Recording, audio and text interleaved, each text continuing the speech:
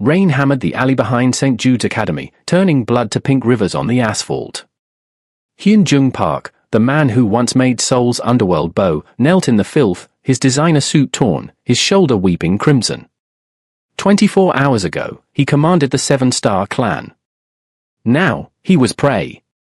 Through his blurred vision, a pair of white patent leather shoes appeared. Small shoes. A child's shoes. He looked up. Kalia Brooks, 10 years old, adjusted the straps of her school backpack with the practiced patience of someone far older. Her white dress was spotless. Her expression was not fear, not pity, it was disappointment. She raised one small hand. Red laser dots bloomed across Hyun-jung's chest, a constellation of death painted by invisible guardians in the shadows. "You look like a mess, Mr. Park," she said, her voice carrying the weight of a judge's gavel. The Iron Dragon of Seoul, the man who had executed rivals with his bare hands, did the only thing that made sense in that moment. He bowed. Not out of respect. Out of survival. The child nodded once, satisfied. "Get in the van." The compound was not what Hyun-jung expected. No warehouse. No abandoned building. Instead, Kalia's security team, 2 stone-faced former Special Forces operatives, drove him to a gated estate in Lincoln Park. The command center was a converted playroom. Servers stacked next to stuffed animals, surveillance monitors mounted above a canopy bed draped in fairy lights. Kalia sat at a desk doing homework, actual math homework, while Hyun-jung bled onto her carpet.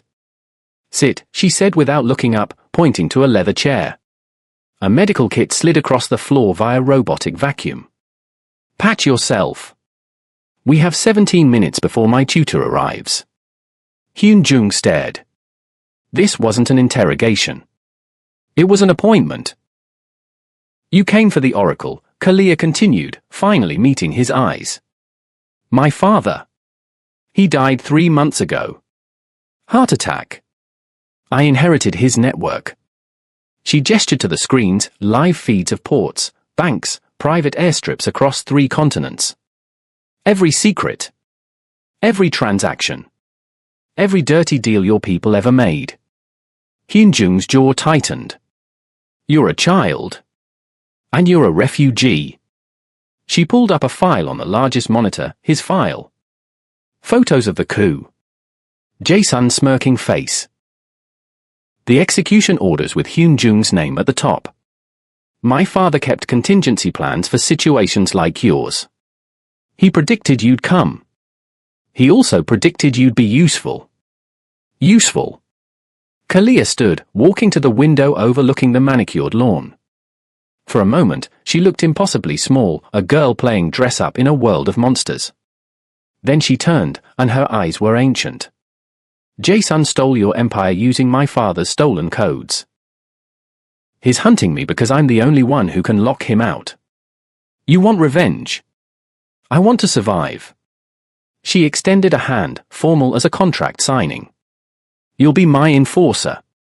My shield. In exchange, I'll give you the keys to destroy him and reclaim the Seven-Star Clan." Hyun-jung looked at the small hand. At the girl who commanded invisible armies. At his only path back to power. He took her hand. It was surprisingly strong. "One condition," Kalia said, her grip tightening. "You do exactly what I say, when I say it. No improvisation. No ego. You've been the king. Now you're the knight." Outside, a black van pulled up. Another threat. Another test. Kalia glanced at her watch. "They're here for me. For men. Armed. They'll breach the east entrance in 90 seconds. She looked at Hyun-jung expectantly. "Well? You wanted to be useful." The Iron Dragon smiled for the first time in days. It was a terrible smile. He was born for this.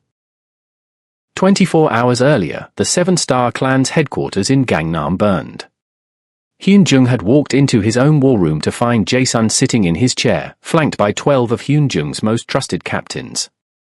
Former trusted captains. The red envelopes on the table told the story: blood money, paid in advance.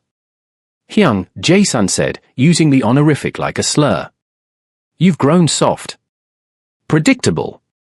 The clan needs vision, not violence. Hyun-jung reached for his gun. 3 laser sights found his chest before his fingers touched the grip. I'm not here to kill you, Jae-sun continued, standing. That would make you a martyr. I'm here to erase you. The beating was methodical. Professional. They broke his ribs but not his legs, left him functional enough to run. Hyun-jung understood the message: he was being hunted for sport. He escaped through the kitchens, stealing a delivery van, driving until the Seoul skyline disappeared behind him. At Incheon Airport, he used a ghost passport his mentor had prepared decades ago for this exact scenario. The old man's final gift included one piece of advice, scrawled on rice paper: if the dragon falls, seek the oracle in Chicago. 18 hours of flying. No sleep. Every shadow a threat. Now, in Kalia's playroom fortress, Hyun-jung pressed gauze against his shoulder while she worked at her computer, her small fingers flying across 3 keyboards simultaneously. You're lucky, she said, not looking away from her screens. 2 millimeters to the left and you'd have bled out over Iowa. Lucky, Hyun-jung repeated bitterly. Jae-sun seized your accounts at 4:47 a.m. Seoul time. The Seoul Metropolitan Police issued a warrant for your arrest at 6:15 a.m. Trafficking, murder, racketeering. Very thorough. She pulled up a document, rotated the monitor toward him. He's been planning this for 11 months. Hyun-jung stared at the evidence. Financial records, communications, blackmail files. His entire empire, dissected like a specimen. Your father knew this. My father knew everything. Kalia's voice softened slightly. He built backdoors into every system he touched. Including yours. She typed a command. A new screen appeared: cryptocurrency wallets, offshore accounts, safe deposit box locations. Jae-sun thinks he controls your fortune. He controls the front door. I control the vault. The numbers were staggering. Enough to rebuild. Enough to wage war. Why help me? Hyun-jung asked. You could sell this information to anyone. Kalia finally turned to face him. In the glow of the monitors, she looked even younger, a child playing games with grown-up consequences. Because Jae-sun has 3 of my father's decryption keys. He needs all 7 to access the master ledger, every criminal organization in the Western Hemisphere. She pointed at Hyun-jung. You're going to get them back. And when you do, I'm going to bury him in data so deep, even his ghosts won't find him. Outside, sirens wailed. Close. Getting closer. Kalia sighed. That would be the police. Jae-sun called in your location 5 minutes ago. She stood, grabbing her backpack. Time to move. The safe house was a condemned brownstone in Pilsen, held together by steel reinforcements and paranoia. Kalia's security team, the 2 operators Hyun-jung had glimpsed earlier, swept the perimeter while she set up a mobile command station on a card table. Servers hummed to life, powered by a generator that coughed diesel fumes into the basement. Hyun-jung watched her work, this child orchestrating an operation with the efficiency of a general. It grated against everything he knew. In his world, respect was earned through blood and years. She had neither. Sit, Kalia said, pointing to a folding chair. We need to establish terms. I don't take orders from a 10-year-old. She didn't look up. You already did. In the alley. When you bowed. She pulled up a holographic display, a 3-dimensional map of Jae-sun's operation. My father's legacy isn't just information. It's insurance. 47 organizations depend on his encryption to keep their secrets buried. 7 of them want me dead because they think a child can't hold the keys. Hyun-jung leaned forward despite himself. And Jae-sun is the loudest threat. But not the only one. She expanded the map, highlighting targets across Chicago, Los Angeles, Miami. You want Jae-sun destroyed. I want to survive long enough to finish 4th grade.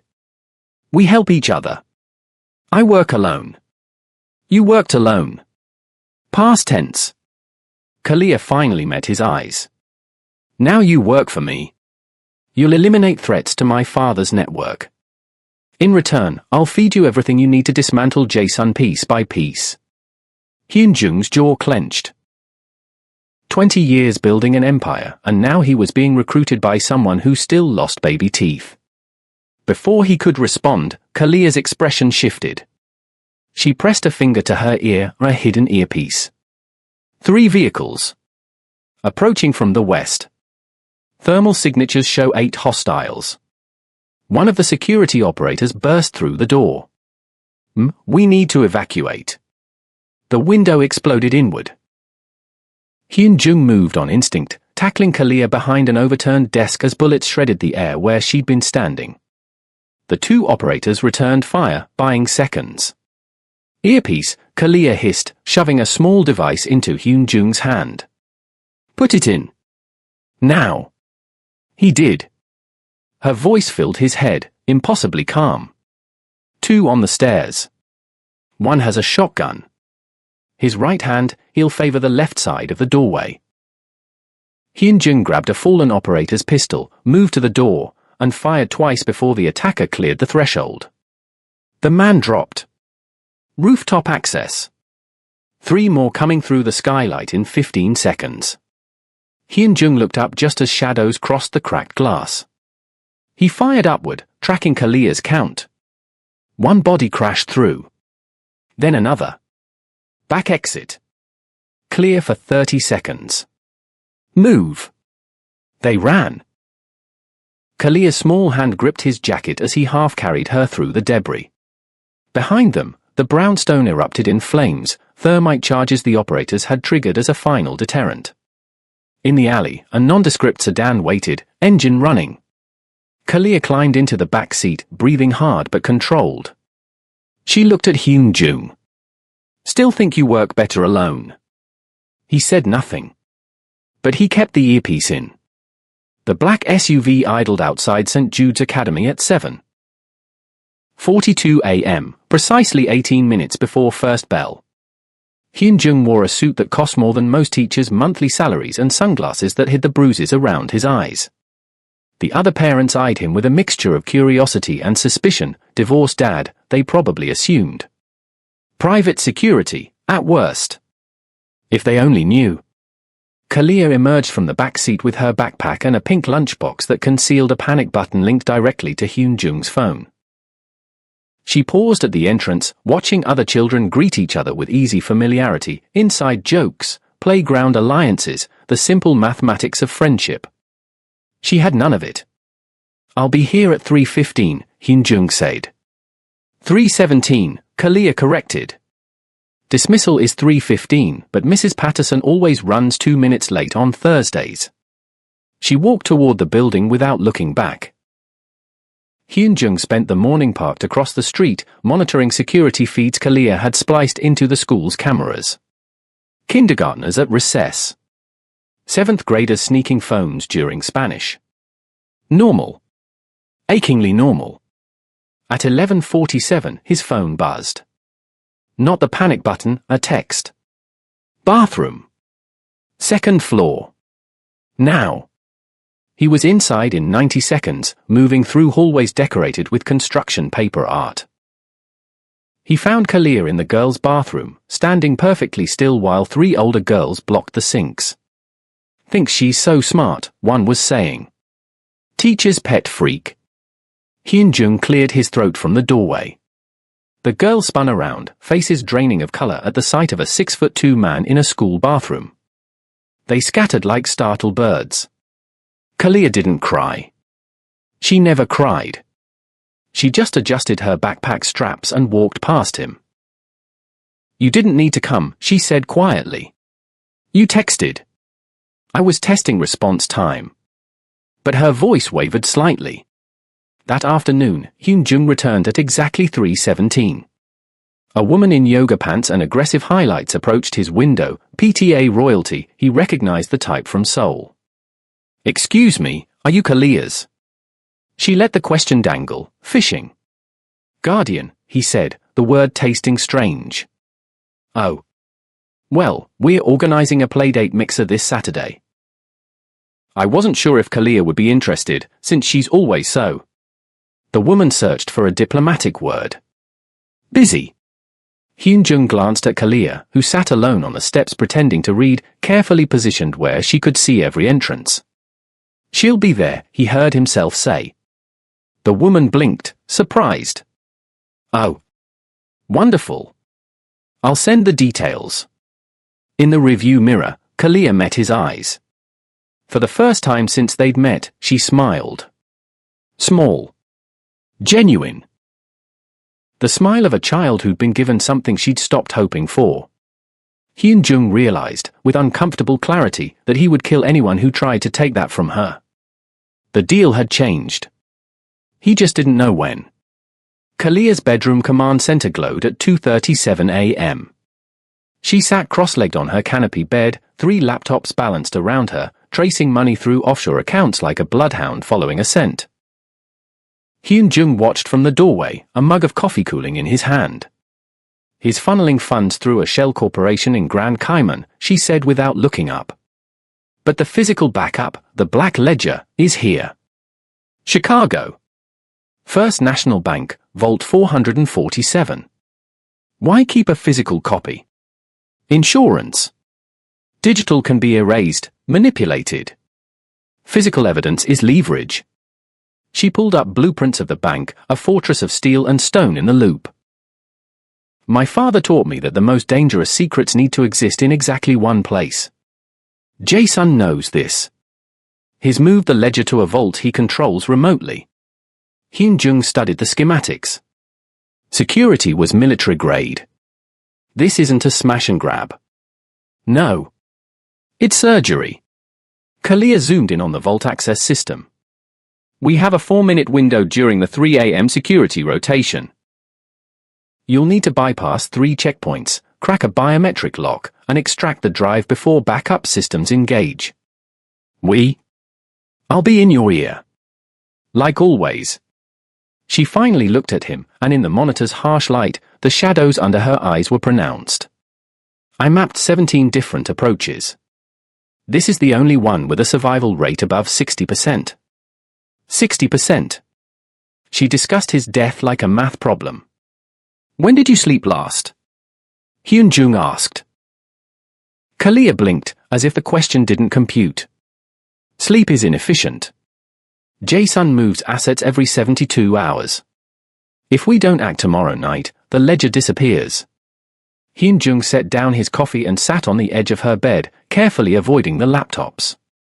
Your father, did he teach you to live like this? Something flickered across her face, pain, quickly suppressed. My father taught me to survive. There's a difference. She pulled up a photo on one screen. A smiling black man with kind eyes, his arm around a much younger Kalia at a science fair. He wanted me to be normal. But normal girls don't inherit criminal empires. Normal girls also don't plan bank heists at 2 a.m. on school nights. It's not a school night. Tomorrow's Friday. But her voice was small, defensive. The voice of a child trying to justify why she couldn't be one. Hyun-jung thought of his own childhood. Brutal, violent, but at least he'd been allowed to be a child before becoming a monster. Kalia had never had that luxury. We do this job, he said. Then Saturday, we go to that playdate. She looked at him like he'd spoken a foreign language. We might die tomorrow night. Then we'll die having RSVP'd properly. He stood, heading for the door. Get some sleep, boss. I need you sharp. For once, she didn't argue. The vault access corridor was too quiet. Hyun-jung felt it in his gut. The particular silence that preceded violence. He'd bypassed the first 2 checkpoints exactly as Kalia had predicted, her voice a steady presence in his ear, guiding him through laser grids and pressure plates. Now he stood before Vault 447, his fingers working the biometric override she'd programmed. 30 seconds, Kalia whispered. You're ahead of schedule. The vault door hissed open. Inside, a single hard drive sat on a velvet cushion, sparklet like a museum piece. Too easy. Too perfect. Kalia. I see it. Analyzing now. A pause. Then, sharply, don't touch it. The drive is. The lights died. Emergency reds kicked in, bathing everything in blood. Steel barriers slammed down over the exits. Hyun-jung spun as armed figures emerged from hidden alcoves, 6 men in tactical gear, weapons trained. In his ear, Kalia's breathing quickened. It's a trap. He knew. He's been waiting for us. The lead mercenary removed his helmet. Not Jason, too junior. But the smile was the same predatory satisfaction. Mr. Park. The boss sends his regards. He spoke into his own comm. We have the dragon. Tracing his handler now. Kalia, cut the connection, Hyun-jung said quietly. I can get you out. The fire suppression system, if I reroute the. They're tracking you. Disconnect. I won't leave you. Bullets sparked off the floor near his feet. A warning. I'm pinned down anyway, Hyun-jung said, calculating angles. 6 targets, minimal cover. Bad odds. Do what you do best. Survive. He heard her sharp intake of breath, then the rapid percussion of keystrokes. The fire suppression system erupted, not water, but halon gas, flooding the corridor in a white fog. Alarm screamed. The mercenary stumbled, disoriented. Hyun-jung moved like smoke, using the chaos. 2 men down before they registered his position. A third caught a bullet meant for someone else. The remaining 3 scattered, shouting coordinates. East stairwell, clear for 20 seconds, Kalia said, her voice tight with fear. Go now. He ran, lungs burning, taking stairs 3 at a time. Behind him, reinforcements poured into the building. They traced me, Kalia said, and now he heard it, raw panic beneath the control. They have my location. The house. Hyun-jung, they know where I live. He burst onto the street, already sprinting toward the car. How long? 12 minutes. Maybe 15 if they mobilize from the south side. A sound he'd never heard from her before, or a choked sob, quickly suppressed. I miscalculated. I'm sorry. I should have seen. Pack your go bag. Grab nothing else. I'm for minutes out. He pushed the car to speeds that would have gotten him arrested in any other circumstance. When he screeched into her driveway, Kalia was already outside, backpack clutched to her chest, her white dress replaced with dark clothes. She climbed in without a word. In the review mirror, headlights appeared. Multiple vehicles. The wolf had found the cub's den. The ambush came on Lower Wacker Drive, in the concrete intestines beneath Chicago's streets where even GPS signals died. Hyun-jung had chosen the route precisely for its isolation, no witnesses, multiple exits. He didn't anticipate that Jae-sun had chosen it for the same reasons. The panel van rammed them from behind, sending the SUV fishtailing. Hyun-jung corrected, accelerating, but 2 more vehicles materialized ahead, boxing them in. Professional. Coordinated. Expensive. Seatbelt tight, he barked at Kalia, reaching for the pistol in the center console. She was already typing on a tablet, her face illuminated by the glow. I can access the tunnel's emergency systems. Give me 30 seconds. The windshield exploded. Hyun-jung felt the tranquilizer dart hit his neck before he saw it, a wasp sting that bloomed into fire, then ice. His vision blurred. The steering wheel became an abstract concept. He heard Kalia screaming his name, felt small hands trying to shake him awake, but his body refused to respond. The SUV careened into a support pillar with a scream of crumpling metal. Through dimming consciousness, Hyun-jung watched figures approach through the shattered windshield. Tactical masks. Military precision.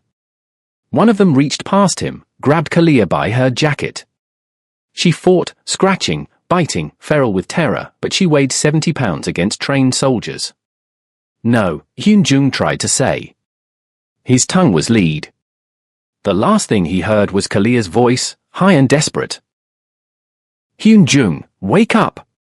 Please? Then darkness swallowed him whole. He woke to silence and pain. His head throbbed where it had cracked against the steering wheel. Blood crusted his temple. The SUV was empty, driver's door hanging open. Hyun-jung stumbled out, nearly collapsing as his legs remembered how to function. The tranquilizer was military grade, he'd been out for at least an hour. The tunnel was deserted. No bodies. No evidence except shattered glass and tire marks. And Kalia's backpack, abandoned on the passenger seat. Hyun-jung picked it up with shaking hands. It was surprisingly heavy, her tablet, spare batteries, a book on quantum physics with a purple bookmark at chapter 7. He opened the front pocket and found her school ID, the photo showing a serious-faced girl who'd never learned to smile for cameras. His phone buzzed. Unknown number. He answered without speaking. Hyun-jung. Jae-sun's voice was warm, almost friendly. You've caused me considerable trouble. But I'm a reasonable man. The girl has information I need. Once she cooperates, I'll return her to you. Mostly intact. If you touch her. You'll what? You're alone. Broken. You have no crew, no resources, no plan. Jae-sun laughed, the sound like breaking glass. You have nothing. The line went dead. Hyun-jung stood in the tunnel, clutching a child's backpack, and felt the old rage rising, the monster he'd buried beneath oaths and honor. Jae-sun was right about one thing. He had nothing left to lose. Which made him very, very dangerous.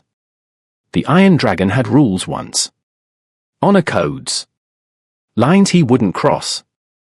He burned them all in a dumpster behind a Chinatown butcher shop and went to war. The first target was a low-level courier who moved messages for Jae-sun's network, a kid, maybe 22, who thought his gang tattoos made him untouchable. Hyun-jung found him at a warehouse in Bridgeport, counting cash with 3 friends. He didn't bother with questions first. When the screaming stopped, the kid gave up a name, Marcus Chen, a middleman who coordinated logistics. The friends didn't survive long enough to give anything. Hyun-jung left no witnesses. Marcus Chen lived in a luxury condo in River North, protected by security cameras and a doorman who took one look at Hyun-jung's blood-spattered suit and reached for the phone. He died reaching. Chen was smarter than the courier. Tried to negotiate, offering money, connections, anything. Hyun-jung broke his fingers one at a time until Chen gave up a location, a shipping company in Gary, Indiana, where Jae-sun's people processed special cargo. The girl, Hyun-jung said, his voice empty of everything human. Is she there? I don't know, I swear, they don't tell me. Chen's swearing ended abruptly. The shipping facility was guarded by 8 men with automatic weapons. Hyun-jung didn't have tactics anymore, didn't have Kalia's voice guiding him through blind spots and timing windows. He had a stolen pistol, a combat knife, and 20 years of violence compressed into pure momentum. He went through them like a storm through paper. The facility supervisor lasted longer than the others, ex-military, trained to resist interrogation. But training assumed the interrogator cared about information more than inflicting pain. Hyun-jung didn't care about anything anymore except finding her. Abandoned steel mill, the supervisor finally gasped, blood bubbling between his teeth. South side. Near the old mills. They're holding high-value assets there. That's all I know, I swear to God. Wrong God, Hyun-jung said. He drove through the night, Chicago blurring past, Kalia's backpack on the passenger seat like a silent accusation. His phone buzzed constantly, blocked numbers, threats, attempts to negotiate. He ignored them all. Somewhere during the hunt, Hyun-jung caught his reflection in a gas station window. His face was a mask of drying blood and ash. His eyes were hollow, mechanical. He looked like something that had died but forgotten to stop moving. Good. Let them see what they'd created. let Jae-sun understand that taking the girl hadn't just been a tactical error, it had been a death sentence. Not hers. His.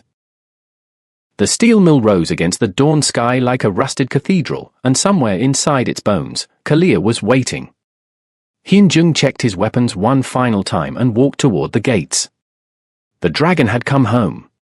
The steel mill's central furnace room had been converted into a makeshift throne room, Jae-sun's idea of theater. Servers lined the walls, their blue lights casting shadows across rusted catwalks. In the center, Kalia sat in a metal chair, wrists zip-tied, a laptop open before her.